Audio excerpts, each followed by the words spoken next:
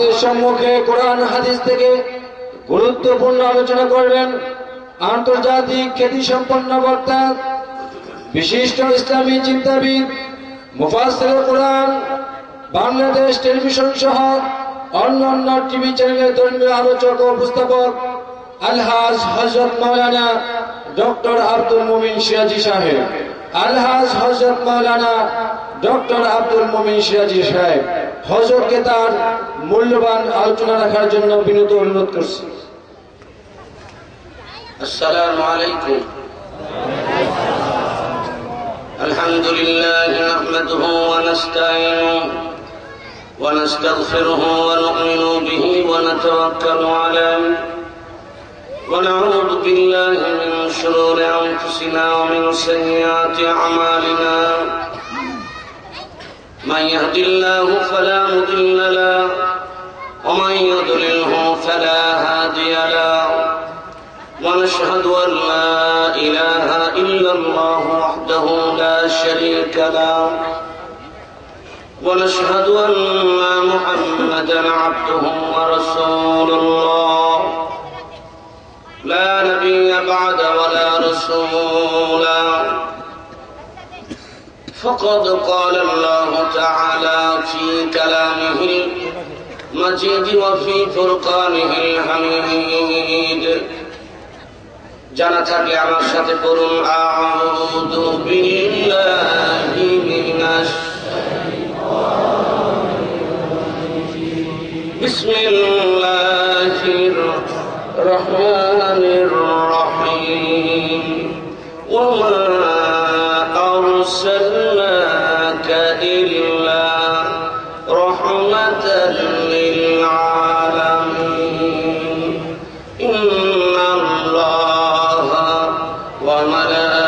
وملائكته يصلون على النبي يا أيها الذين آمنوا صلوا عليه وسلموا تسليما. اللهم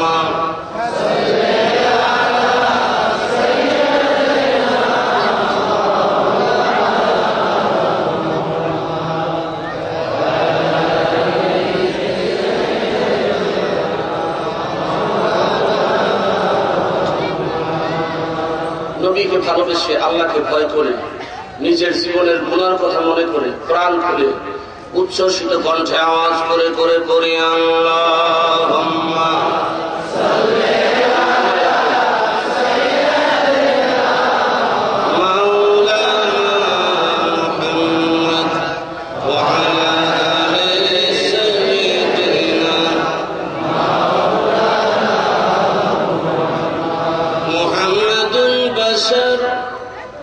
ليس كمثل بشر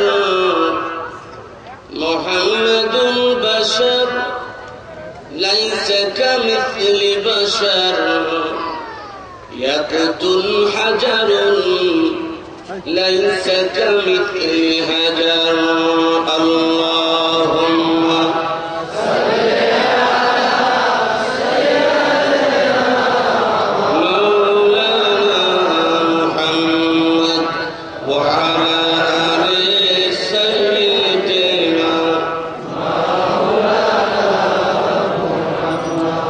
বিজ্ঞানীদের চিন্তাধারা অমন দার্শনিকের গভীর জ্ঞান সবই তোমার যাবে বিফল, সবই তোমার যাবে বিফল।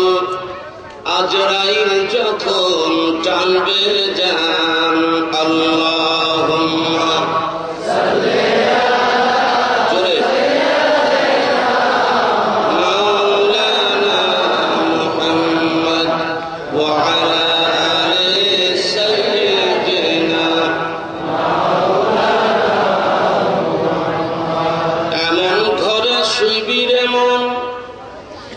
যে ঘরের নাই রে তোর বাতি,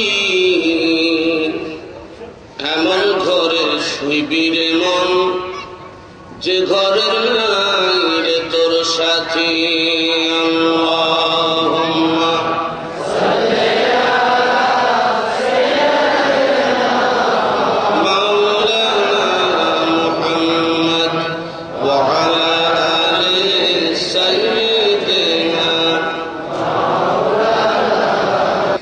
আজকের প্রোগ্রামের সম্মানিত সভাপতি হযরত উলামায়ে কেরাম, দিন প্রিয়, ইসলাম প্রিয় আমার ভাই ও বন্ধুগণ, পর্দার অন্তর আড়ালের মা বোনেরা, আমি একবার সালাম দিয়েছি, আবার সালাম দিচ্ছি। আসসালামু আলাইকুম। আমি কয়বার দিয়েছি সালাম? আপনারা আমার একবার সালাম দিয়ে দেন। মহান মনিবের দরবারে অসংখ্য শকর, যিনি আমাদেরকে আজকের এই প্রোগ্রামে আসার বসার কিছু কথা বলার ও শোনার তৌফিক ইনায়েত করলেন। সে আল্লাহ রাব্বুল আলামিনের দরবারে আমরা পড়ে নিচ্ছি আলহামদুলিল্লাহ।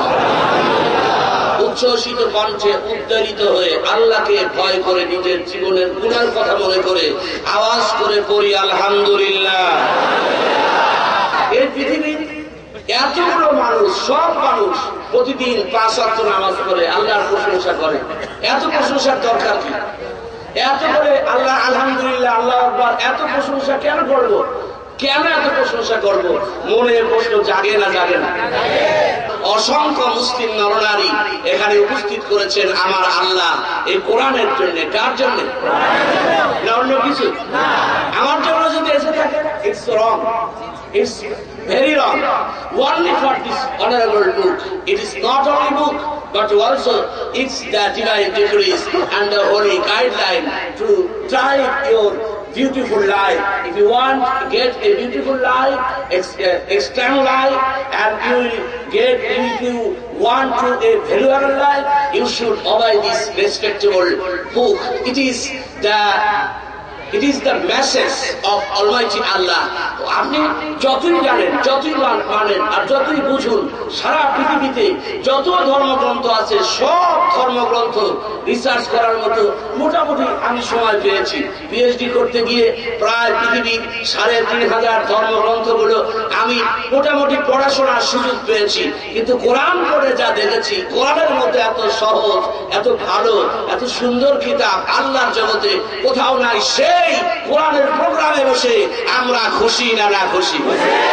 এই কোরআনের প্রোগ্রামে যে আল্লাহ বসালেন, সে আল্লাহর প্রশংসা জ্ঞাপনার্থে আওয়াজ করে বলি আলহামদুলিল্লাহ। আজকের যুব সমাজ অবক্ষয়ের দ্বার প্রান্তে।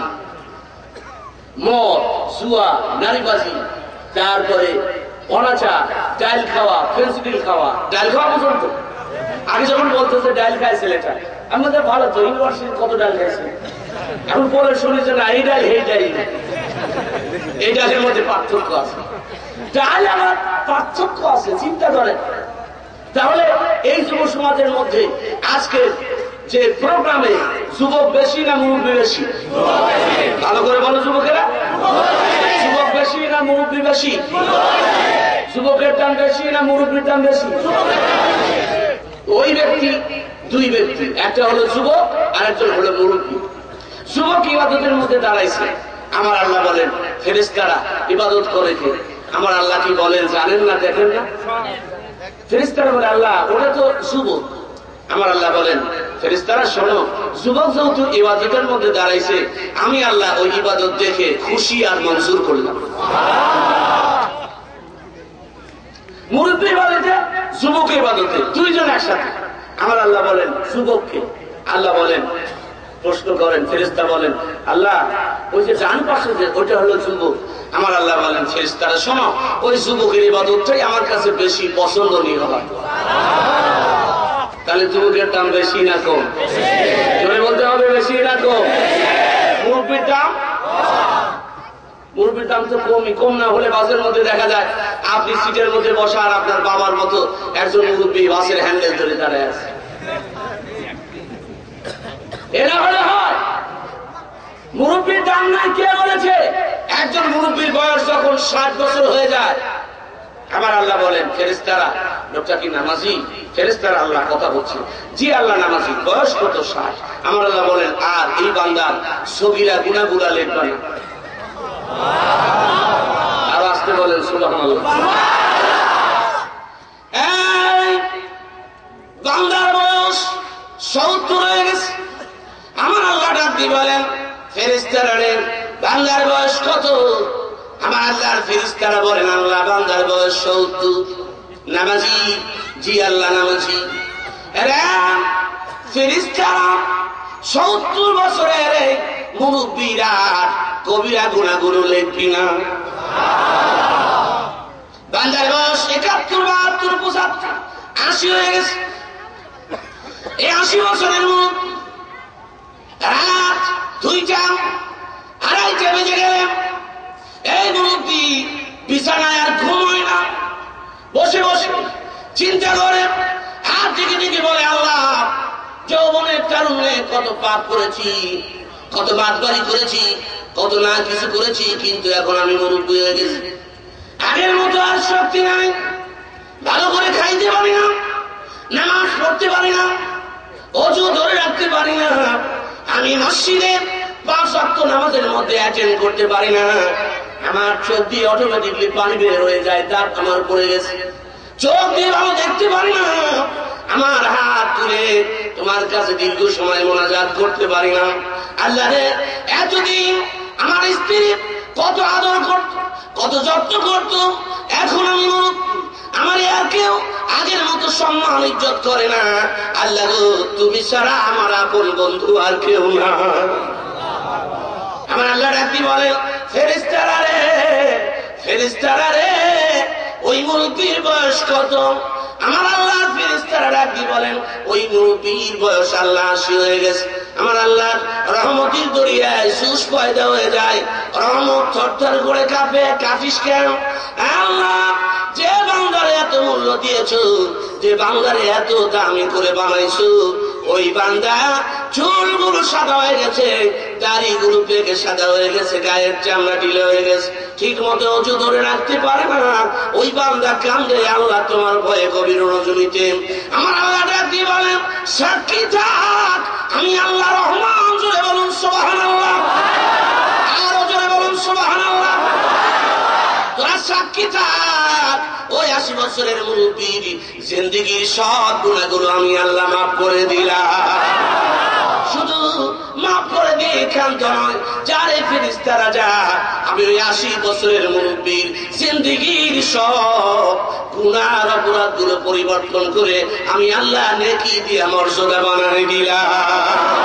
তুমি রহমান, তুমি মেহেরবান। জোরে বলুন, তুমি রহমান, তুমি মেহেরবান।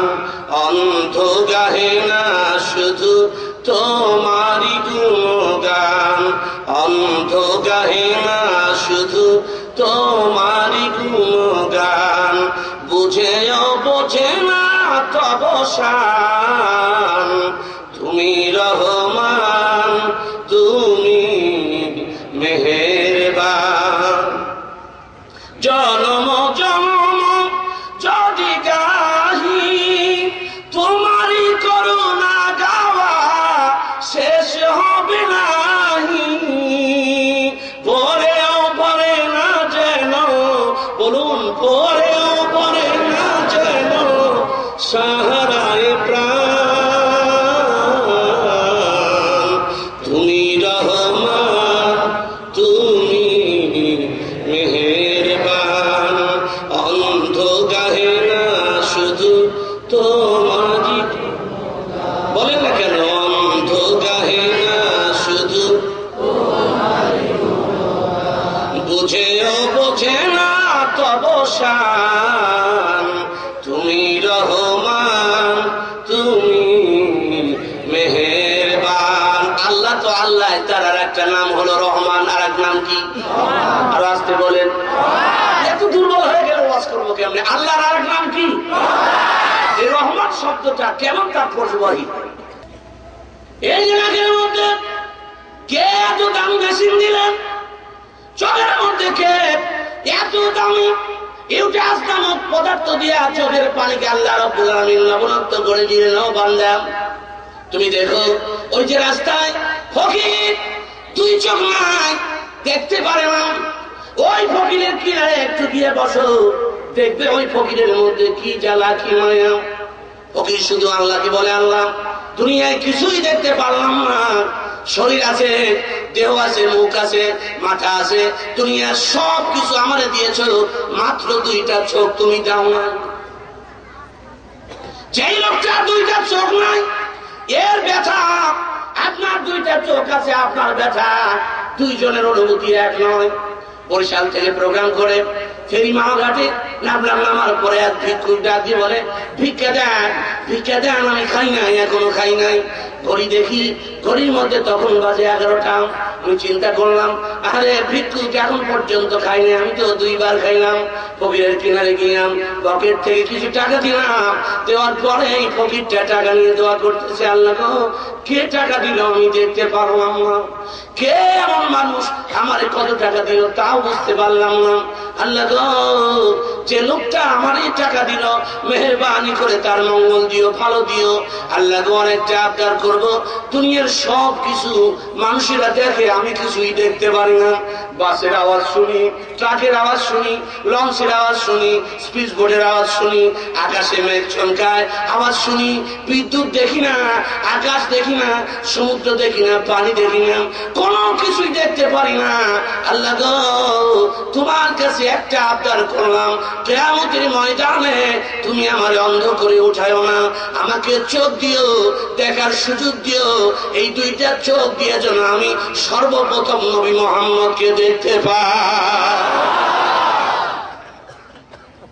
আমি দাঁড়ায় দাঁড়িয়ে বললাম, ফকিরে, দুনিয়ায় কিছুই তুমি চাইলে না, নবীরে হাসরের ময়দানে দেখতে চাও, কারণ কি? ফকির জবাব দেয়, হুজুর, নবীর জন্যই তো আমরা দুনিয়ায় আসছি। হুজুর, দুনিয়ায় এই যে ভিক্ষা করার সামর্থ্য তো আল্লাহ দিয়েছেন আমাদের নবীর জন্য, তবে নবীর দুইটা নূর আমার যদি আল্লাহ দিতে, আমি দুনিয়ায় ঘুরে ঘুরে দেখতাম, বেড়াইতাম। আমি ওই সময় ওই লোকটার কথা শুনে কেন্দ্রে ফেলেছি, অন্তর দিয়া ধাঁধা করে পানিগুলো বের হয়েছে। আমার আল্লাহরে ডাক দিয়ে বললাম, আল্লাহ গো, তুমিও যদি অন্ধর মতো আমারে দুইটা চোখ বন্ধ করে দিতা, আমি তো মানুষের দ্বারে দ্বারে ভিক্ষা করে বেড়াইতাম, তুমি দাও না। আর এই মানুষটার অনুমতি কি?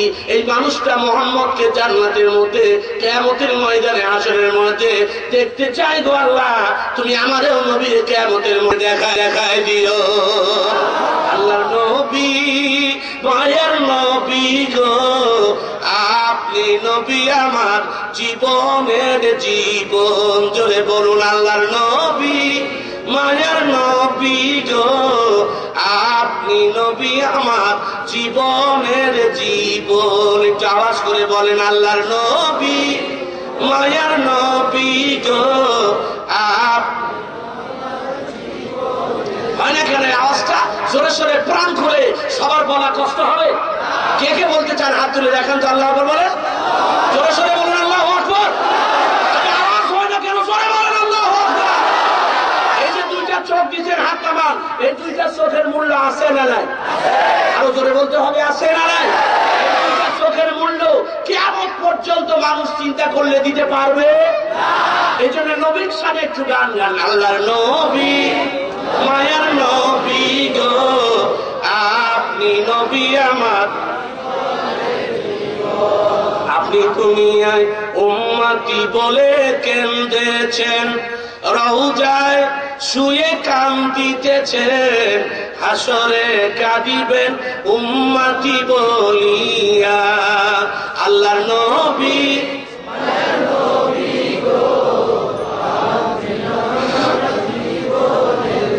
এই গানটা গাইলে অন্তর সাফ হবে, অন্তরের মধ্যে নবীর প্রেম আসবে। আমরা তো দুনিয়াবি গান গাই, এই গানটা গাওয়া যাবে? জোরে বলা যাবে? আজকে শিখে যান, আজকে থেকে দিনে 1 বার 2 বার গাবেন, দেখবেন নবীর প্রেম আপনার অন্তরের মধ্যে ঢুকে যাবে। কেন? নবীরে যে চাইছে সে পাইছে, যে চাই নাই সে পায় নাই। খাদিজা চাইছে, নবীরে পাইছে কিনা? আবু জাহেল চাই নাই, নবীরে পাইছে কিনা? খাদিজা চায়, খাদিজা পায়। আবু জাহেল চায় না, আবু জাহেল। নবীর কি মূল্যটা? দুপুর 12টা, ভালো করে বোঝার চেষ্টা করেন। দুপুর কয়টা? সবাই বলে না কেন? 12টার মধ্যে হুজুর কাবা ঘরের কিনারে দাঁড়ানো। আমি বলছি শুনুন, এটা সবাই বলতে পারবে না, সবাই জানেও না। কত কষ্ট করে এগুলো সংশোধন করেছি, সংগ্রহ করেছি। কাবা ঘরের কিনারে দাঁড়ানো, দুপুর 12টার সময়, রোদ তীর্যক আকারে দিচ্ছে, প্রচন্ড রোদ, আলো খুব। খাদিজা চিন্তা করেন, আরে এই রৌদ্রের মধ্যে আবার যেন আর একটা আলো দেখা যায়, ব্যাপার কি? ডানে সামনে পিছনে আগে দেখেন যে কোথাও যেরকম নাই, তবে একটা মানুষ দেখা যায় কাবা ঘরের কিনারে, ব্যাপার কি? ধীরে ধীরে মা খাদিজাতুল কুবরা কাবা ঘরের কিনারে গেলেন, যাওয়ার পরে দেখেন একটা মানুষ দাঁড়ানো। কলাত খাদিজাতুল কুবরা, মান হাযা মান আনতা, তুমি কে? কলা মুহাম্মদ সাল্লাল্লাহু আলাইহি ওয়াসাল্লাম, আনা মুহাম্মদ বিন আব্দুল্লাহ, আমি হলাম মুহাম্মদ বিন আব্দুল্লাহ, আমি মুহাম্মদ, আমার বাবার নাম আব্দুল্লাহ। নবীর নাম কি? কথা বলে না কেন? বাবার নাম তার বাবার নাম আব্দুল মুত্তালিব। মারহাবা, একটু পেরে গেছেন, সুবহানাল্লাহ বলে, একটু পেরে গেছেন, মারহাবা বলে। নবীর বাবার নাম কি? তার বাবার নাম, তার বাবার নাম হাসেম, হাসেমের বাবার নাম আব্দুল্লাহ। আবার শুনুন, মোহাম্মদের বাবার নাম আব্দুল্লাহ, তার বাবার নাম আব্দুল মুত্তালিব, তার বাবার নাম হাসেম, তার বাবার নাম আব্দুল মুনাফ। এই চারটা পুরুষের নাম জানতেই হবে, আজকে মুখস্থ করে নিয়ে যান। মোহাম্মদের বাবার নাম আব্দুল্লাহ, তার বাবার নাম আব্দুল মুত্তালিব, তার বাবার নাম হাসেম, তার বাবার নাম আব্দুল মুনাফ। মনে আছে তো? মনে থাকবে? কার কার থাকবে একটু হাত তুলে দেখেন, আল্লাহু আকবার বলেন। জোরে সোরে বলতে হবে আল্লাহু আকবার। মোহাম্মদের বাবার নাম কি? বলতে হবে, মোহাম্মদের বাবার নাম কি? আব্দুল্লাহর বাবার নাম আব্দুল মুত্তালিবের বাবার নাম হাশেমের বাবার নাম আব্দুল মুনাফ। আব্দুল মুনাফের বাবার নাম কি? শেষ।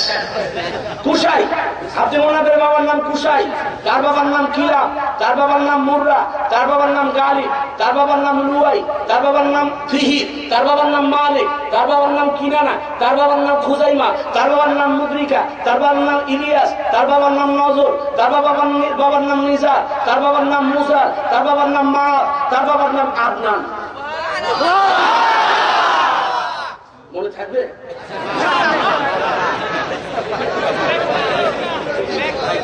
তবে চারটে মনে রাখা দরকার আছে না নাই? মনে থাকবে তো? প্রশ্ন হলো, মান রাব্বুক, কে তোমার রব? আমা দীনুক, কি তোমার দিন? আমা নবিয়ুক, কে তোমার নবী? মানুষগুলো যদি আমল দুনিয়ায় ভালো না হয়, মিথ্যা বাটপার 16 নম্বর অধ্যায়। এই বাংলা মিথ্যা বলতে বলতে এমপিগিরি, মিনিস্টারগিরি, মসজিদের সভাপতি, সেক্রেটারি, সাধারণ অসাধারণ সব মানুষের জন্য বলছি, আপনি যদি 3টি প্রশ্নের উত্তর দিতে পারেন, কবরে আপনি জান্নাতের সুগ্রাম পাবেন, জান্নাত হয়ে গেল কবর। আর যদি নবীরে দেখার পরেও জবাবটা না হয়, কবরটা জাহান্নামের একটা অংশ হয়ে যাবে। কাজী দুনিয়াটা থাকবার জায়গা নয়। এই দুনিয়া থাকবে না চিরকাল, বাতিল তোর ভাঙবে রে বাজার। এই দুনিয়া থাকবে না চিরকাল,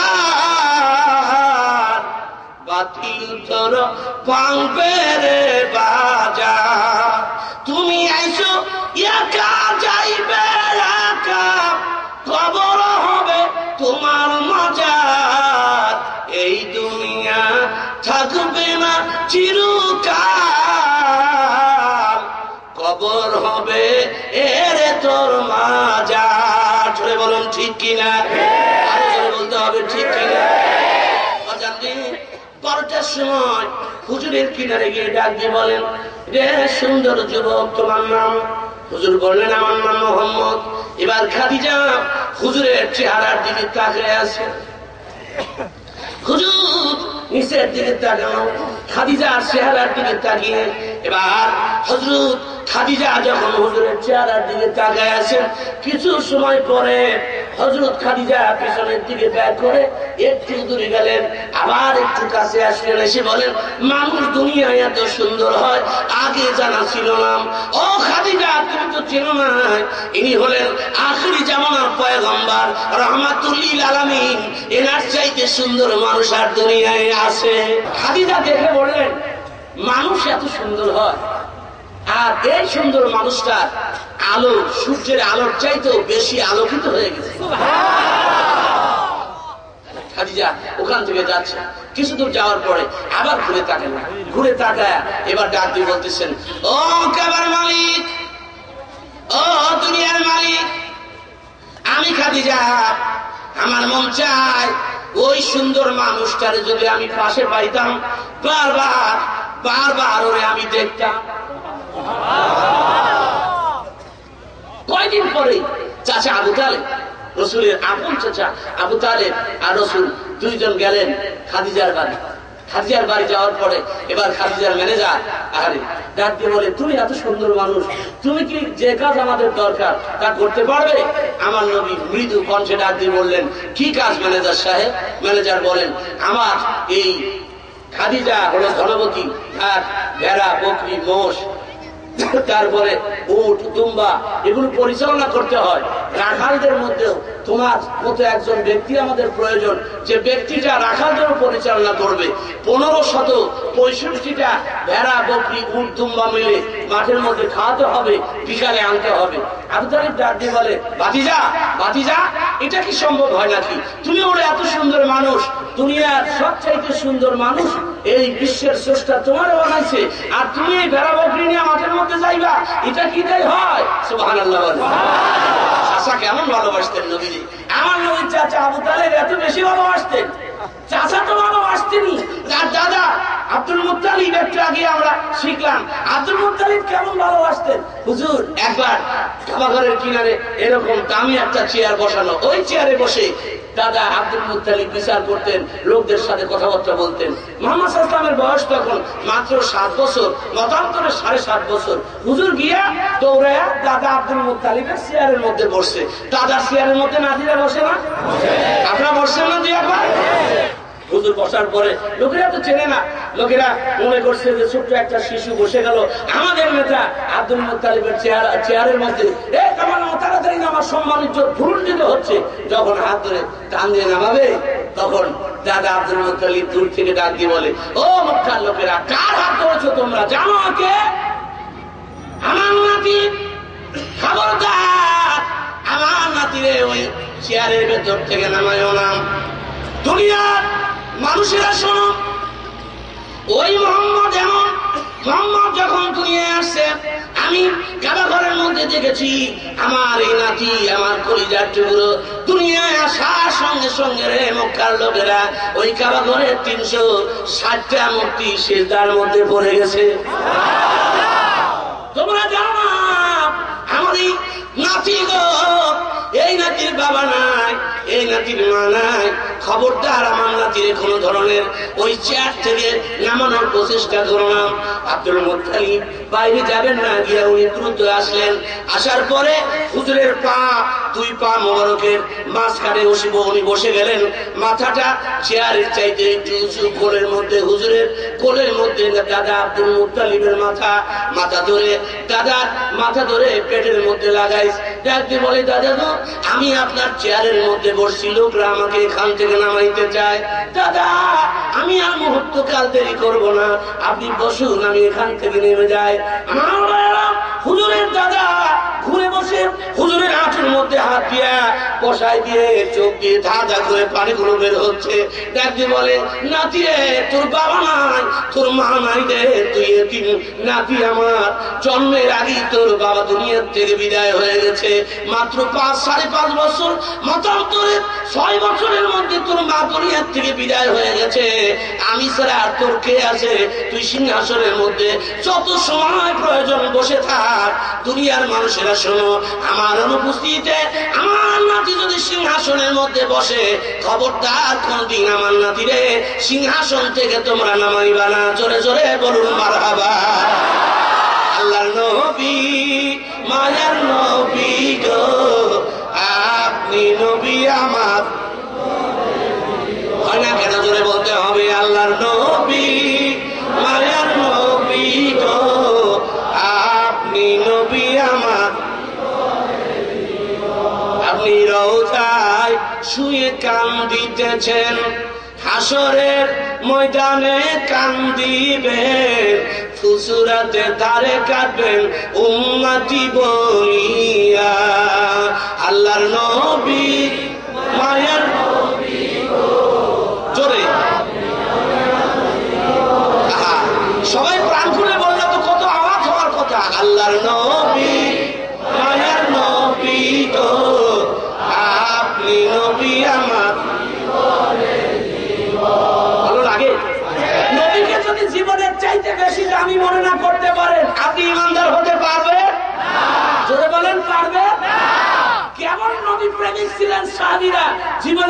চাইতে বেশি ভালোবাসছে না বাসে না?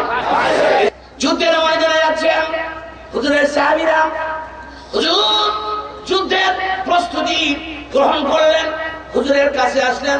সাহাবীরা এসে বললেন, হুজুর বলুন। হুজুর বললেন, যাহিদ তুমি সেনাপতি হবা, যাহিদ তোমার পরে সেনাপতি হবে। আবু জাফর তোমার পরে সেনাপতি হবে। আব্দুল্লাহ বিন রাওয়াহা, কয়জনের নাম বলা হলো? কষ্ট হচ্ছে বলতে না?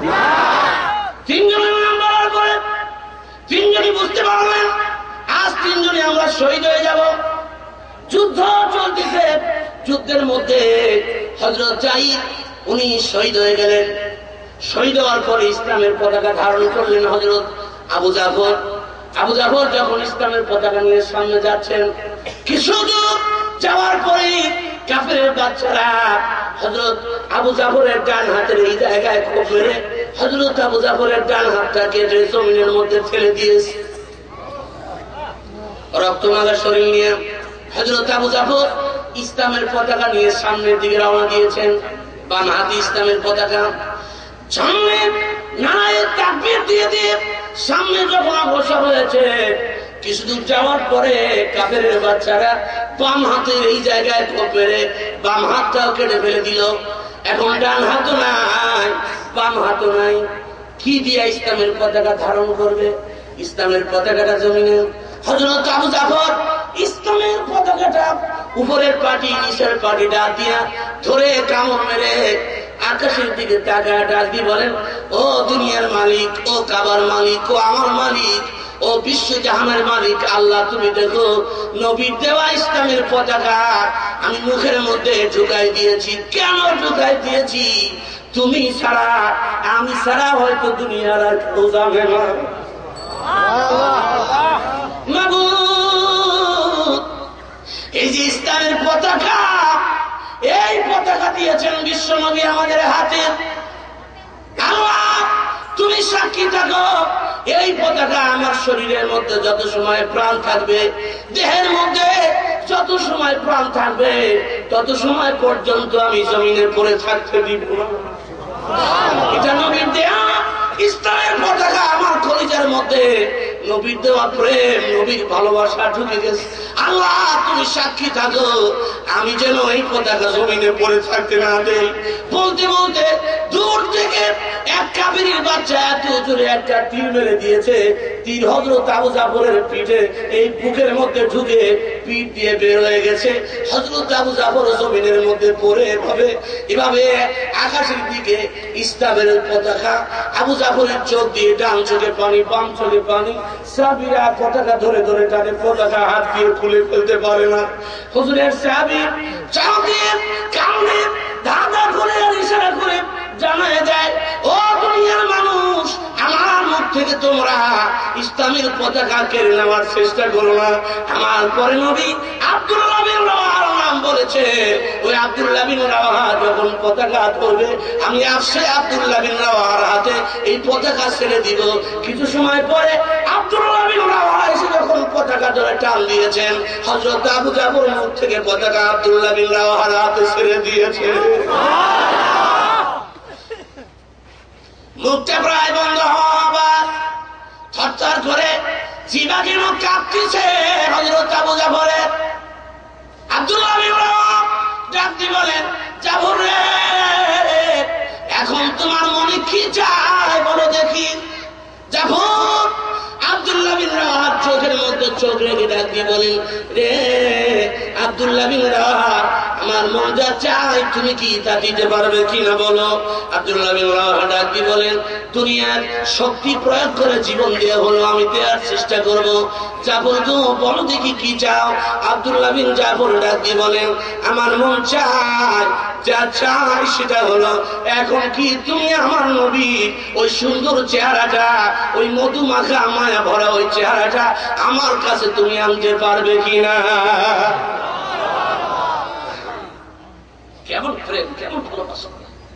সন্তান দেখতে চায় না, স্ত্রী দেখতে চায় না, সম্পত্তির খবর নেয় না, খবর নেয় হুজুরের চেহারা দেখতে পারা যাবে কিনা, হুজুরকে দেখাও। আব্দুল্লাহ বিন রাওয়াহা কোনো কথা বলে না, চুপ করে রয়েছেন। আব্দুল্লাহ বিন রাওয়াহার চুপ থাকা দেখে আবু জাফর ডাক দিয়ে বলে, রাওয়াহা রে, হয়তো বা সম্ভব হবে না, তবে গিয়ে বলো আমার নবীকে আমার সালাম দিও, আর বলো আমি নবীর জন্য আমার জীবনটা কোরবানি করে দিলাম। ডান হাত কেটে ফেলে দিয়েছে, বাম হাত আমার কেটে ফেলে দিয়েছে, আমি নিজের স্তব্ধ করি নাই, নবীর পতাকা নিয়ে আমি সামনের দিকে রওনা দিয়েছি। বুকের মধ্যে ঢুকে আমি আর চলতে পারি না, জমিনের মধ্যে পড়ে গেছি। আল্লাহ নবীর কাছে কয়ো আমি আল্লাহ নবীর জন্য আমার জীবন কোরবানি করে দিলাম।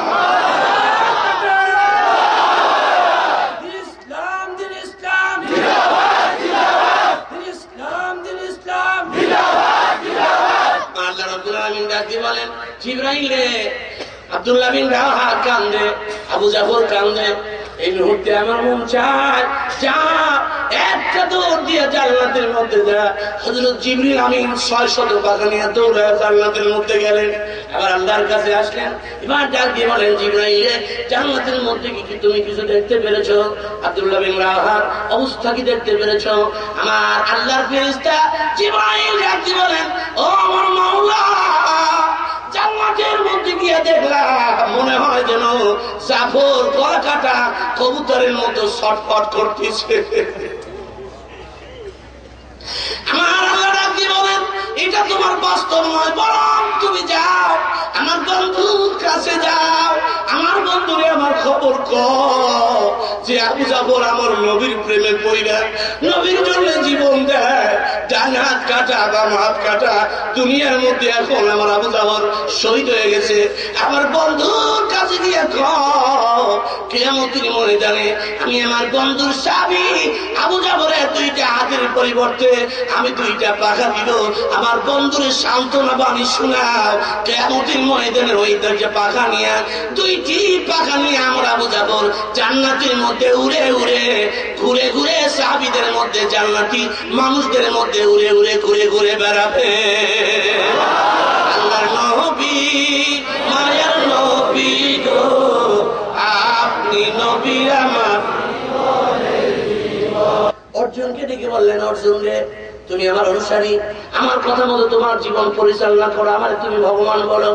অর্জুন গো শোনো, আমার পরে একজন মানুষ আসবেন, তার নাম হবে কাওরাস। নাম কি? ধরে বলেন। তার নাম হবে কাওরাস। এই কাওরাস বাংলা অর্থ হলো রাজপুত্র।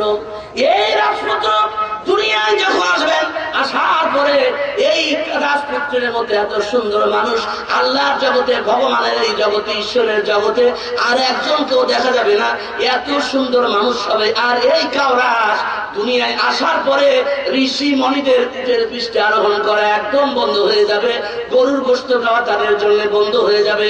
তার নামের প্রথম অক্ষর হবে মিম, শেষের অক্ষর হবে ডাল। মুহাম্মদের প্রথম অক্ষর মিম, শেষের অক্ষর ডাল। আছে না নাই? আরো জোরে বলতে হবে। মুহাম্মদ কেমন নাম?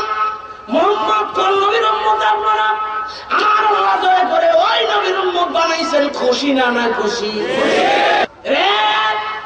অর্জুন, তুমি আমাদের দেখে মুগ্ধ হয়েছ। শ্রীকৃষ্ণ সুন্দর মানুষ ছিল কিনা বলেন? শ্রীকৃষ্ণর চাইতে আরো সুন্দর মানুষ হবে। শ্রীকৃষ্ণ বলেছেন অল্লাহ উপনিষদের মধ্যে, ভগবান ভগবদ্গীতার ওটা আমি বলতে যাচ্ছি না, আল্লাহ ব্যাপারে এটা উল্লাহ উপনিষদে আছে। নবীর কথাও এই বেদের মধ্যে আছে। অল্ল উপনিষদের মধ্যে বলা হয়েছে হুতার মিন্দ্রু মহাশিন্দা অল্ল জ্যেষ্ঠং শ্রেষ্ঠং পরণং পূর্ণং অল্ল মোহাম্মদ রসুল পরস্য রকম। এটা আল্লাহ নবীর কথা, এটা দুনিয়ার সাহাবীদের কথা নয়, আল্লাহ নবীর কথা নয়, শ্রীকৃষ্ণের কথা। গৌতম বুদ্ধ নবীর ছিলেন, গৌতম বুদ্ধ নবীর কথা জানে, শ্রীকৃষ্ণ নবীর কথা জানে, অর্জুন নবীর কথা জানে। আমরা মুসলমান হয়ে আমরা জানি না, দুঃখ আছে না না? হুজুর আর 9 জন সাহাবী সব মিলে কয়জন হলো? কথা বলে না কেন? আরে কথা না বললে তো হবে না। 9 জন সাহাবী আর নবী কয়জন হলো? 10 জন রাস্তা দিয়ে যাচ্ছে, কয়টা ছায়া হলো? 10টা ছায়া হওয়ার কথা। কিন্তু না, দেখা যায় একজনের ছায়া পাওয়া যায় না, 9 জনের ছায়া হয়। আনাস বিন মালিক কয়, আরে 9 জনের ছায়া হয়, 10 জন তো মানুষ আমরা। আব্দুল্লাহ বিন মাসউদ বলে, যে আনাস গুলো দেখি ভালো করে, এক এক করে মনে মনে ভাবতেছে আলাদা আলাদা হয়ে যায়, নবীকে জানায় না। ওরা গুনতিছে, গুনতে গুনতে দেখেন 9 জনের ছায়া হয়। কার ছায়া নাই গুনে দেখে, এবার ভালো দেখে কার ছায়া নাই, গিয়া দেখেন একটা মানুষের ছায়া নাই, তিনি হলেন মুহাম্মদ। কারণ কি? ছায়া নাই। হুজুরের কাছে বসে গেলেন যখন, ফিস ফিস করে কানলে আর দেখে বলে, ও নবী, আপনি কেমন মানুষ গো, আপনার ছায়া হয় না, কোন ধরনের মানুষ? নবী আমার ডাক দিয়ে বলেন, সাহাবীরা রে, এই প্রশ্ন তো আমার দুধ মা দাত্রী মায়ের সন্তান মেয়ে এবং ছেলে 2 জনই করেছিল। ভাইরা আমার শুনুন, রহমাতুল লিল আলামিন দুনিয়ায় যেদিন থেকে এসেছেন কিয়ামত পর্যন্ত কেউ বলতে পারবে না সূর্য দ্বারা হুজুরের ছায়া হয়েছে। কারণ হলো হুজুর এমন নূর আল্লাহ রাব্বুল আলামিন তার মধ্যে দিয়েছিলেন, এই সূর্যের নূরের চাইতে হুজুরের নূর বেশি না কম। ওই যে মা খাদিজাতুল কুবরার কথা মনে আছে কিনা? আমার ভাইরা, হুজুর বলেন, ও দুনিয়ার মানুষ শোনো, আমার আল্লাহ এমন নূর দিয়ে আমারে বানাইছে তোমরা জানো না। জিবরাইল আমিনের দিন আমার কাছে আসছিলেন, বয়স আমার বেশি না, জিবরাইলের বেশি। এই কথার মধ্যে একটি অবস্থা আমি তৈরি করেছিলাম। জিবরাইল মনে মনে ভাবে আমার চাইতে মুহাম্মদের বয়স কম হবে। এমন অবস্থায় আমি বুকের চাদরটা সরাই যখন দিয়ে জিবরাইলকে বললাম, জিবরাইলে দেখো দেখি আমার বুকের মধ্যে কিছু দেখতে পাও কিনা। জিবরাইল বুকের দিকে তাকায় আর ধা ধা করে চোখের পানি ফেলে দিয়ে ডাকতে বলেন, ইয়া রাসূলুল্লাহ, ইয়া হাবিবাল্লাহ, আমার ধারণা ভুল হয়ে গেছে।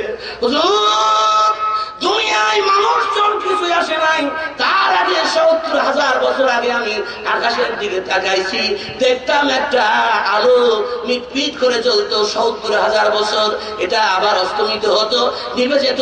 70,000 বছর পর্যন্ত আর দেখতে পারতাম না। আবার 70,000 বছর পরে আবার মিষ্টি মিটি করে জ্বলতো, মিটি মিটি করে জ্বলার পরে আবার নিভে যেত 70,000 বছর পরে।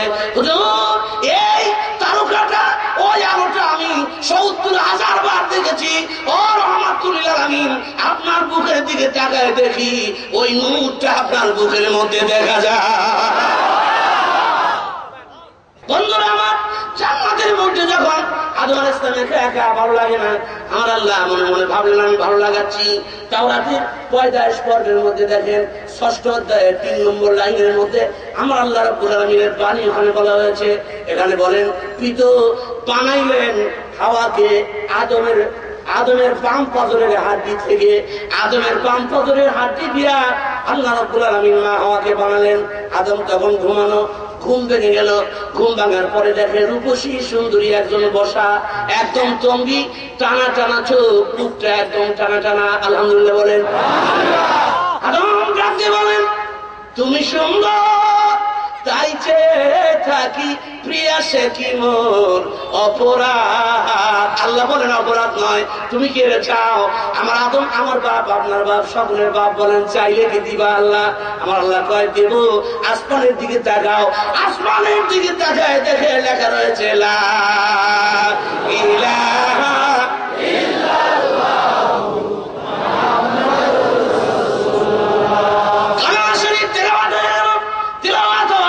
সঙ্গে আদমের মুখের মধ্যে দাড়ি গজায় গেছে। জোরে বলুন সুবহানাল্লাহ। আল্লাহ, এতদিন ছিলাম খালি মুখ, এখন দেখি আমার মুখের মধ্যে দাড়ি গজায় গেছে। সুবহানাল্লাহ বলেন। আল্লাহ বলেন, আদম রে, হাওয়াকে পাওয়ার জন্য তোমার মুখের মধ্যে আমি আল্লাহ দাড়ি গজাই দিলাম। আর এই দাড়িটাই হলো মহারানার জন্য। দুনিয়ার পুরুষেরা দুনিয়ায় বিয়ে করবে, দাড়ি তো দিব, কিন্তু তাদের জন্য টাকার ব্যবস্থা থাকবে মহারানার। আমি আল্লাহ তোমার মুখের মধ্যে দাড়ি দিয়া মহারানার ব্যবস্থা করলাম। জোরে বলুন সুবহানাল্লাহ। আমার বিয়ে হয়ে গেল। এজন্য দুনিয়ার বিয়ে ছাড়া সম্পর্ক করা না যায়, বিয়ে ছাড়া জেনা হয়ে যাবে। বৈধ সন্তান বিয়ার পরে হয়, আর যদি বিয়ে না ছাড়া সন্তান হয় ওটাও সন্তান, কিন্তু তার নাম হলো জারজ সন্তান। ঠিক কিনা বন্ধুগণ আমার? মা হাওয়া এত সুন্দরী, সুন্দর মানুষটার দিকে তাকানোর পরে ওই যে কালেমার দিকে যখন কালমা পড়ছে, ওই কালেমার নূর মুহাম্মদ সাল্লাল্লাহু আলাইহি নূর, মুহাম্মদ সাল্লাল্লাহু আলাইহি নূর আদম আলাইহিস সালামের কপালের মধ্যে চলে আসে। মা হাওয়া ডাকি বলেন, আদম গো, আমার দিদি যখন প্রথম তাকাইছিলা যত সুন্দর ছিলা, এখন দেখি তার চাইতে বেশি সুন্দর তোমারে দেখা যায়। আলহামদুলিল্লাহ বলেন। আল্লাহ কানে কানে ডাকি বলেন, আদম রে, তোমার সৌন্দর্য আমি আল্লাহ আমার নূরে মুহাম্মদীর দ্বারা বানাই দিছি। হুরদের চাইতে হলে পাইতে হলে কিছু কিছু কাজ করতে হবে। আমার ভাইরা, যখন জান্নাতের হুরদের পেয়ে যাবেন, আপনার বয়স একদম তরুণ নবাগত যুবক, এই যুবক যখন আপনার সুন্দরী আপনার পেয়ে গেলেন, পেয়ে যাওয়ার পরে ভালো করে বোঝার চেষ্টা করেন। আল্লাহ বলবেন, তুমি কি চাও ওই আদমের মতো? আমরা বলবো, আল্লাহ চাইলে কোনো পাপ হবে কিনা? আমার আল্লাহ বলবেন, যদি চাও তাহলে দুইজনের বিয়ার প্রয়োজন হবে, বিয়া দিব দুইজনকে। ফেরেশতারা হাজার হাজার লক্ষ লক্ষ ফেরেশতারা উপস্থিত বরযাত্রী হয়ে আল্লাহ রাব্বুল আলামিন আপনার বিয়ার জন্য বিয়ার এই খুতবা দিবেন আল্লাহ স্বয়ং নিজে। আল্লাহ বলবেন, বান্দারা রে, কই মহরণার টাকা কই? দুনিয়ায় তো মহরণার নামে প্রকাশ করছো, 5 লক্ষ 1 টাকা বাঁধছো, বাসর ঘরে মহরণা দেওয়া নাই, এরকম হয় কিনা? হয় কিনা কথা বলে না? 5 লক্ষ 1 টাকা মহরণা বাসর ঘরে যায় বলে, তুমি মহরণা চাও না আমার চাও? স্ত্রী ভাবছে যে এখন যদি আমি মহরণার কথা বলি তাহলে স্বামী যদি পলায় আমার তো সব শেষ, আমও যাবে, সালাও যাবে, ঠিক কিনা বলে? বলে যে না, মহরণা চাইলে তোমার চাই। নাম্বার 1, এটা হলো 1 নম্বর প্রতারক, 1 নম্বর ফাসেক, 1 নম্বর হলো বেয়াদব, 1 নম্বর হলো প্রতারণাকারী। সেই ব্যক্তি মহরণার টাকা দেয় না, স্ত্রীকে প্রতারণা করে, এর চাইতে খারাপ মানুষ নাই দুনিয়ায়। যারা মহরণার টাকা দেয় না, কিয়ামতের ময়দানে তার কপালের মধ্যে লেখা থাকবে হাজা জানিউন, এই লোকটা হলো জেনাখোর। কিয়ামতের ময়দানে তোমাকে দুনিয়ায় মহরণা দাও নাই, তুমি জেনাকারের মধ্যে তোমার সামিল হতে হবে। এই জন্য মহরণা দিতে হবে বিয়ার বাসর ঘরে। না পারলে সময় নিতে হবে, সময় নেওয়ার দরকার আছে, প্রয়োজন আছে, থাকতে পারে, কিন্তু মহরণার বৈধতা প্রথম রাত্রির থেকে শুরু হয়। বাসর রাত্রি মহরণা দিতে হবে, এটা ইসলামের নিয়ম। ওয়াতুন নিসা নেহলা, তোমরা তোমার স্ত্রীদেরকে মহরণা দিয়ে দাও সন্তুষ্ট চিত্তে। কয়জন মহরণা দেয় এটা হলো প্রশ্ন। আমি হাত তুলতে বলবো না। মুরব্বী আছেন, যুবক আছেন, যারা বিয়ে করেছেন, কয়জন মহরণা দিয়েছেন? যারা মহরণা দেন নাই, আজকে গিয়ে স্ত্রীর কাছে বলতে হবে, আমি 5 বছর 2 বছর 1 মাস 2 মাসের মধ্যে মহরণা পরিশোধ করব, এতদিন যা হয়েছে আমাদের ভুল মাফ করে দাও। রাজি আছেন কিনা? জোরে বলেন, রাজি আছেন কিনা? যারা মহরণা দেন নাই, এদের জন্য পোড়া কপাল ছাড়া কিছুই নয়। মা বোনেরা যারা আমার ওয়াজ শুনছেন, তাদেরকে বলে যাচ্ছি, বাসায় গিয়ে ঘরের দরজা বন্ধ করে দিবেন। ঘরের দরজা বন্ধ করে বলবেন, যত সময় মহরণা দিবা না তত সময় আমি দরজা খুলবো না। ঠিক কিনা বলুন? মহরণা দিবা, তারপরে রাষ্ট্রীয় নিয়ম, মহরণার টাকা দিতে হবে। যারা মহরণার টাকা দেন নাই, তারা ভুল করছেন না শুদ্ধ করছেন? ভুল না শুদ্ধ? যুবক ভাইরা যারা বিয়ে করতে যাবা, তারা আগে মহরণার টাকা গোছাও। মহরণা 5 লক্ষ টাকা বাঁধতে হবে এমনটি নয়, 10 লক্ষ টাকা বাঁধতে হবে এমনটি নয়। সামর্থ্য অনুযায়ী মহরণা হবে, আর ওই মহরণার টাকা তাৎক্ষণিক পরিশোধ করতে হবে। এটা ইসলামের নিয়ম, আছে না নাই? মহরণা দিবেন কে? হাত তুলে দেখান, আল্লাহু আকবার বলেন। বলুন আল্লাহু আকবার। যারা হাত তুলে নেন শয়তানের ভাই, এরা মহরণা দিবে না। হাত তুলে দেখান, আল্লাহু আকবার বলেন। আমি খুশি হয়েছি আজকের ওয়াজের মধ্যে সবচাইতে ইম্পর্টেন্ট ওয়াজ হলো মহরণার কথা। ঠিক কিনা বেঠে? হুজুরের বিয়ে হচ্ছে, বিশ্বনবী খাদিজাতুল কুবরার কথা বলতে গিয়ে চলে গেছে অন্যদিকে, মনে আছে কিনা?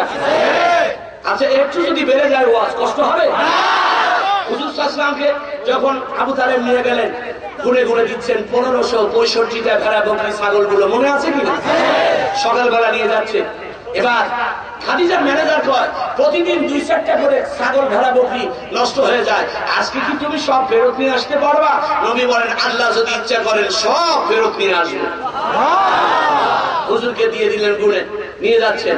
হুজুর পিছনে ছাগল ভেড়া বকরি উটদুম্বা গুলোকে পরিচালনা করবেন, পিছনে থেকেই তো পরিচালনা করতে হয়। কিন্তু রাসূল যখন পিছন থেকে পরিচালনা করেন, একটা ভেড়া বকরি সামনের দিকে যায় না, হুজুরের চেহারার দিকে তাকায় ফ্যালফ্যাল করে চোখের পানি ফেলে দিচ্ছে, আর বুঝাইতে চাচ্ছে, হুজুর আপনি পিছনে যাবেন এটা হয় না, আপনি সামনে যাবেন, আপনার অনুসরণ করে করে আমরা মাঠের মধ্যে যেতে চাই।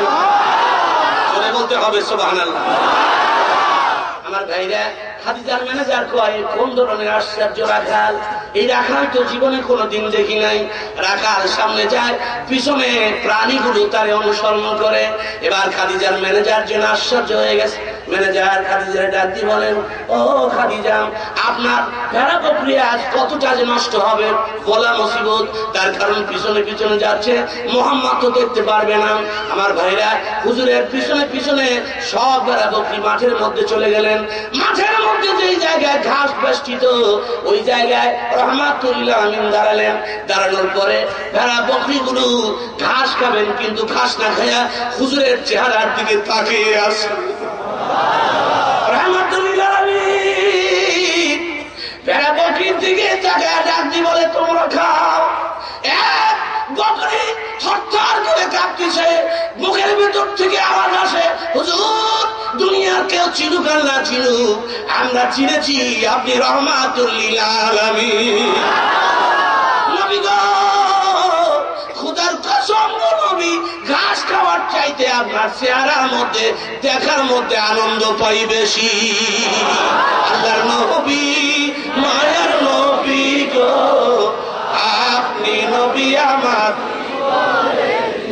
জোর হয় না কেন? আল্লাহর নবী, মায়ের নবী গো, আপনি নবী আমার। আপনি দুনিয়ায় উম্মতি বলে কেন্দ্রেছেন, রওজায় শুয়ে কান্দিতেছেন, হাসরে কাঁদিবেন উম্মতি বলিয়া। আল্লাহর নবী,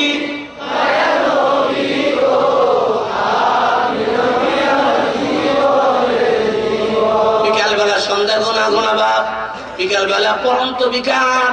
হুজুর এবার সব প্রাণীগুলো নিয়ে খাদিজার বাড়ি আসবেন। এখন যেন প্রাণীগুলো হুজুরের সামনে যেতে নারাজ, পিছনে সবাই চলে গেছে। হুজুর গো সামনে যান। আমার নবী সামনে যাচ্ছেন খাদিজার বাড়ির দিকে। কিছু দূর যাওয়ার পর পিছনের দিকে তাকায় দেখে বকরিগুলোর পাশ দিয়ে দুই একটা বাঘ দেখা যায়, সিংহ দেখা যায়। মনে হয় যেন বাঘেরা এসে বকরিগুলো থাবা মারবে। আমার নবী ধাঁধা করে চোখের পানিগুলো ফেলে দিলেন, ডাকতে বলেন, রে বনের বাঘেরা, রে বনের সিংহরা, খোদার কসম আমি ওয়াদা দিয়ে আসছি, খাদিজার সব প্রাণীগুলো আমি আমানত প্রত্যাবর্তন করবো। বাঘিরা রে, সিংহরা রে, তোমরা জানো না আমি এতিম নবী, আমার মা নয় রে, আমার বাবা না। বাঘিরা রে, আমার ওই খাদিজার একটা বেড়া বকরি তোরা খাবি না। দৌড়ে একটা বাঘ হুজুরের কিনারে এসে ডাক দিয়ে বলে, হুজুর কি বলেন, আমরা আপনার এই রক্ষিত বকরিগুলো খাবো, এই বিশ্বাস কি আপনার হয়? আল্লাহর কসম আপনি যখন মাঠের মধ্যে আসেন, আমার আল্লাহ রব্বুল আলামিন ডাক দিয়ে বলেছেন, বাঘিরা রে, সিংহরা রে, দেখ কে মাঠের মধ্যে আসে, আমার নবী রহমাতুল লিল আলামিন মাঠের মধ্যে। আমরা ওই বনের ভেতর থেকে বারবার উকি মেরে মেরে আপনার এই সুন্দর মধুমত মাখা মুখখানা দেখি। নবী গো, ভয় পাবেন না, খোদার কসম আমরা পিছনে পিছনে এই বেড়া বকরিগুলো পরিবেষ্টন করে আসি খাদিজার বাড়ি পৌঁছায়া দেওয়ার জন্য।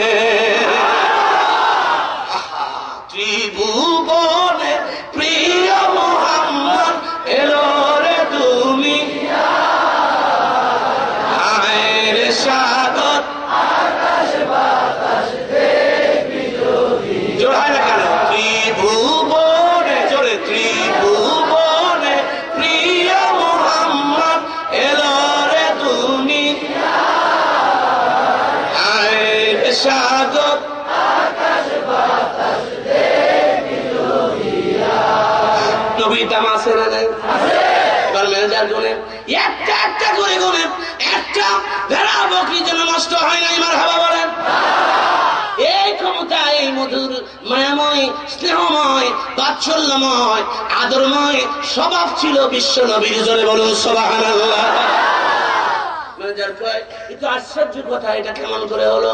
খাদিজা কয় ম্যানেজার রে, মোহাম্মদ যা কয় তাই হয়। রাত্রি গভীর হয়, ধীরে ধীরে খাদিজার মধ্যে মোহাম্মদের প্রেম জন্মে গেছে। সকালবেলা আজ যায় 2 যায় 3 দিন, এদিক দিকে হুজুর ব্যবসার একদম প্রধান হয়ে গেলেন।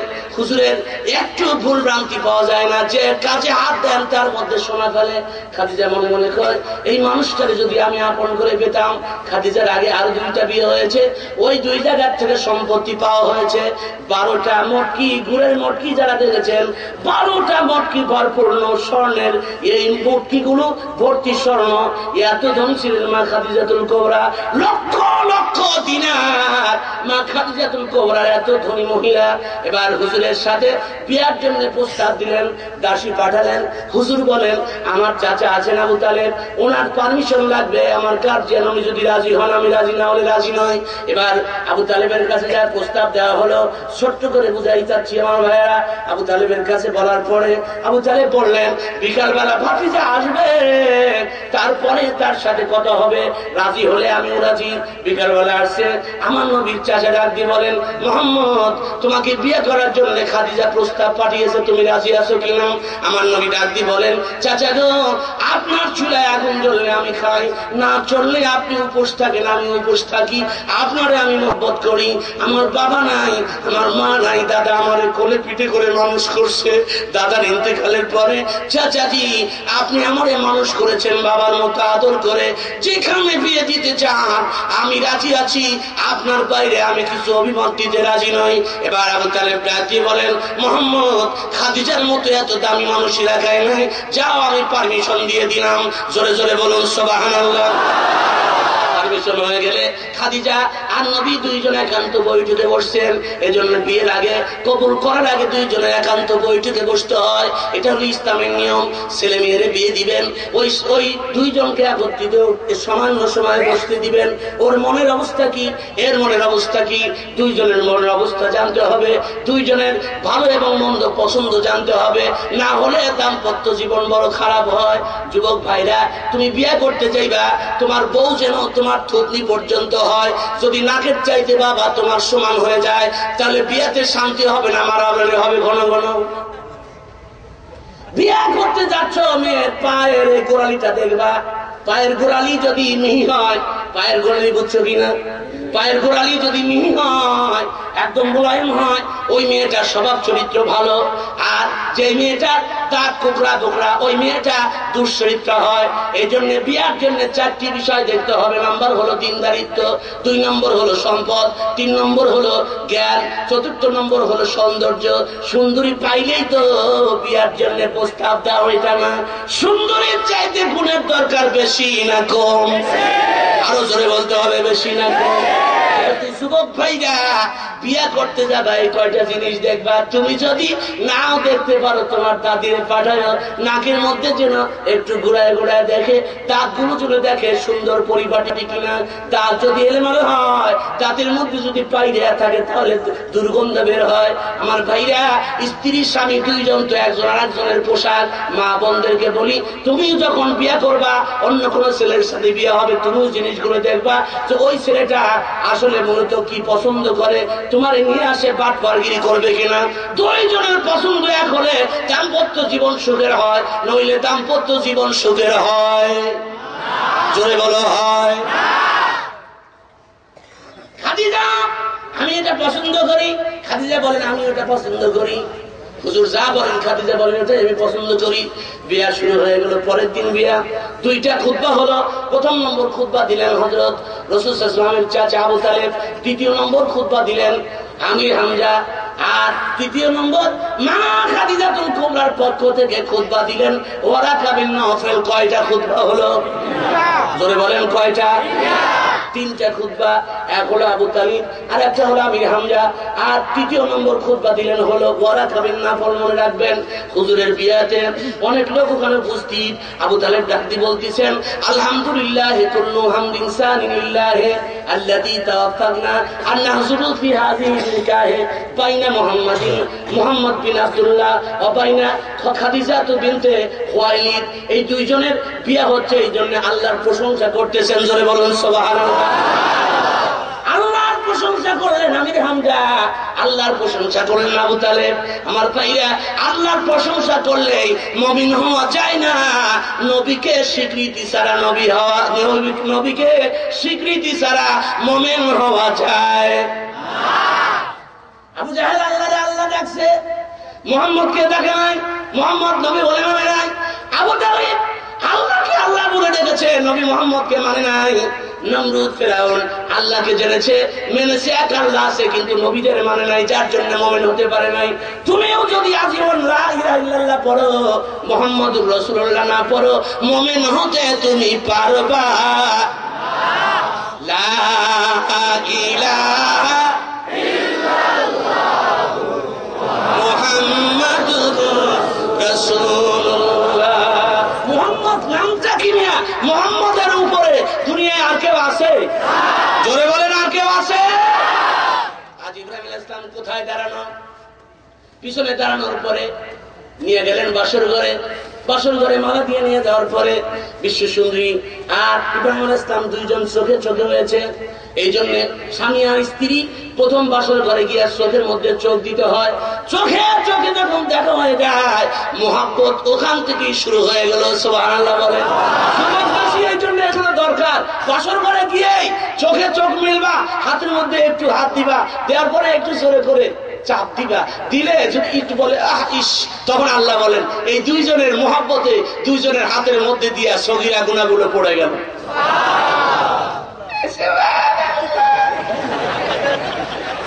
এত দুর্বল, বিয়ে করতে চায় না যুবকেরা।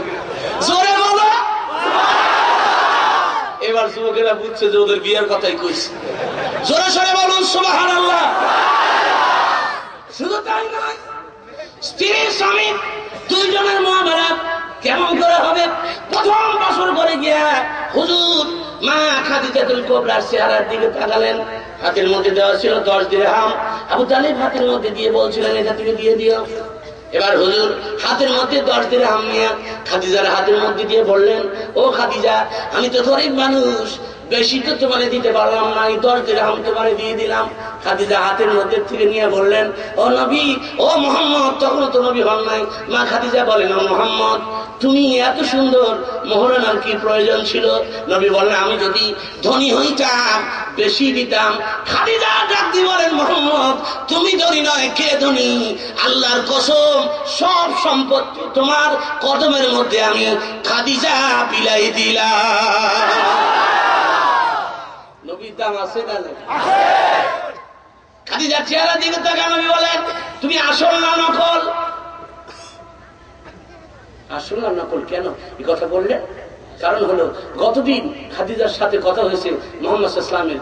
ওই সময় যে খাদিজা সুন্দরী ছিল, আজ যেন লক্ষ কোটি গুণ বেশি সুন্দরী দেখা যায়। তুমি আসল খাদিজা না নকল? খাদিজা ডাক দিয়ে বলেন, প্রশ্ন কেন? খাদিজা রে, কতদিন তোমার সাথে কথা হয়েছে, এত সুন্দরী তুমি ছিলাম, আজ কেন এত সুন্দরী? খাদিজা ডাক দিয়ে বলে, আমি জানি না, আমার আল্লাহ রাব্বুল আলামিন জানাই দিয়েছেন। নবুয়তি পাওয়ার পরে আল্লাহ রাব্বুল আলামিন হুজুরকে জানাই দিয়েছিলেন, নবী গো, আপনার বিয়ে হচ্ছে খাদিজার সাথে, আর আমি আল্লাহ রাব্বুল আলামিন চুপ থাকবো? দুনিয়ার মানুষেরা বিয়ার সময় বিউটি পার্লারে গিয়া কালোটারে নায়িকা বানায় দেয় কিনা বলেন? বছর করে নায়িকা পাইছে, হায়রে সুন্দরী, বাবারে বাবা, সকালবেলা ওইটা গোসল দিছে, ঘরের মধ্যে আসছে, তুমি আগেরটা না পেট দিয়ে তুই আমার ঘরে কেন? মেকআপ লাগায় সুন্দরী বানা দেয় না কেন? আমার আল্লাহ কি পারে না? কার বিয়ে? বিশ্ব নবী, দিনের নবী, জিবরাইলের মাধ্যমে ডাকতে পারবেন, নবী আপনার স্ত্রী হবে খাদিজা। ওই খাদিজা আমি আল্লাহ রাব্বুল আলামিন মেকআপ দিয়া ওই জান্নাতি যে খাদিজা আপনি জান্নাতে পাবেন, ওই খাদিজার রূপ দিয়া, চেহারা দিয়া আপনার কাছে আমি উপস্থাপন করে দিয়েছিলাম। জোরে বলুন মারহাবা, আরো জোরে বলুন মারহাবা।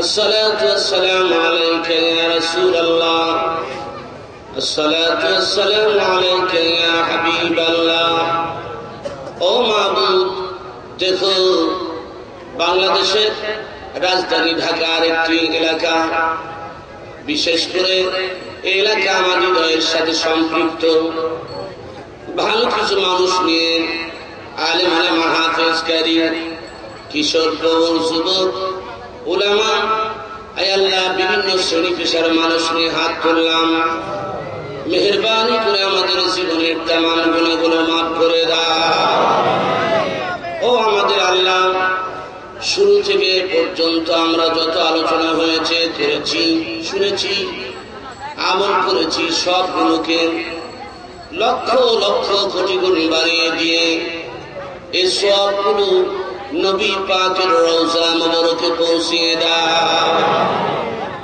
তোমার বন্ধুর খাতিরে হযরত আদম থেকে শুরু করে আজ পর্যন্ত পৃথিবীর বুকে যত মুমিন মুমিনাত উলামা নুদাবা শুহাদা গুরাবা যারা পৃথিবী থেকে বিদায় হয়ে গেছেন মেহেরবানি করে প্রত্যেকের রওয়া মুবারকে সওয়াব পৌঁছিয়ে দাও ও আমাদের আল্লাহ আমরা যারা হাত তুলেছি জীবনভর বহু অপরাধ করে ফেলেছি বহু গুনাহ করে ফেলেছি আজরাইল যদি পাঠিয়ে দাও আর যদি আজরাইল আমাদের ধরে নিয়ে চলে যায় কবর থেকে আযাব শুরু হবে কোনো উপায় দেখি না ও মাবুদ আজকের মোনাজাত তুমি ফেরত দিও না মেহেরবানি করে আমাদের জীবনের তামাম গুনাহগুলো মাফ করে দাও হে আল্লাহ সামনে ডানে বামে পিছনে আমি দেখি মুরব্বী কিশোর প্রবীণ যুবক তবে যে সমস্ত মুরব্বী এখানে বসা আমার মন কয় এনাদের মা নাই গো এনাদের বাবা যার মা জীবিত বাবা জীবিত বাড়ি গিয়ে মাকে মা বলে ডাকবেন বাবাকে বাবা বলে ডাকবেন কিন্তু রে যার মা নাই যার বাবা নাই বাড়ি গিয়ে কারে মা বলবেন কারে বাবা বলবেন ওই বাবা ওই মাকে অনেক মানুষ এখানে কবরের মধ্যে শোয়াই দিয়ে ডান হাত বাম হাত মাটি দিয়ে ডান হাত বাম হাত দিয়ে মাটি দিয়ে আসছে আর বলে বলে আসছে মিনহা খলাকনাকুম ওয়া ফিহা নুঈদুকুম ওয়া মিনহা নুখরিজুকুম তারাতান উখরা বলে বলে আব্বা মাকে কবরের মধ্যে শোয়াই দিয়ে আসছে মাবুদ ও মাবুদ সন্ধ্যা ঘনিয়ে গেলে মা বাবার কবরের কিনারে দাঁড়িয়ে মাকে মা বলে ডাকলে বাবাকে বাবা বলে ডাকলে মা ডাকের সাড়া দেয় না বাবাও ডাকের সাড়া দেয় না অথচ ওই কবরের মধ্যে শুয়ে শুয়ে আব্বা কান্দে মা কান্দে আর দিকে দিকে বলে সন্তান রে আমি তোমার মা লাগি যে ঘরের মধ্যে তুমি শুয়ে থাকো ওই ঘরের মধ্যে আমি শুয়ে থাকতাম ওই ঘরের বিছানা আমি বিছাইতাম সকালে উঠাইতাম ওই ঘরের বারান্দার সন্তান আমি নিজের হাতে ঝাড়ু দিতাম সেই যে কবরে দিয়ে গেলি আর কবরে আইলি না সাপে কামড়ায় বিচ্ছুরে কামড়ায় কবরে শুইয়া একটা দিনও দেখলাম না বেটা তুমি কবরে আসিয়া ওরে আমার দরদের আল্লাহ রে কার মা নাই কার বাবা নাই ওই কঠিন কবরের বাসিন্দা হয়ে গেছেন আজকের মোনাজাত ফেরত দিও না মেহেরবানি করে আব্বা আমার জীবনের তামাম গুনাহগুলো মাফ করে দাও মাবুদ কেমনে থাকবো ওই মাটির নিচে কবরে যেখানে সাথী নাই গো যেখানে বাতি নাই যেখানে খাবারের কোনো ব্যবস্থা করা হয় না গো আল্লাহ দুনিয়ায় বুঝতে পারি না কেমনে গিয়া ওই কবরের মধ্যে থাকবো রে আল্লাহ ও আমাদের দরজার আল্লাহ দেখো এই মানুষগুলো চোখের পানিগুলো ফেলে ফেলে কান্দে মাবুদ কার মনের কিসের আশা মেহেরবানি করে প্রত্যেকের মনের জায়গা সেগুলি কবুল করো মরণের পরে আমাদের কবরের মধ্যে কান্দায় না রব্বির হামহুমা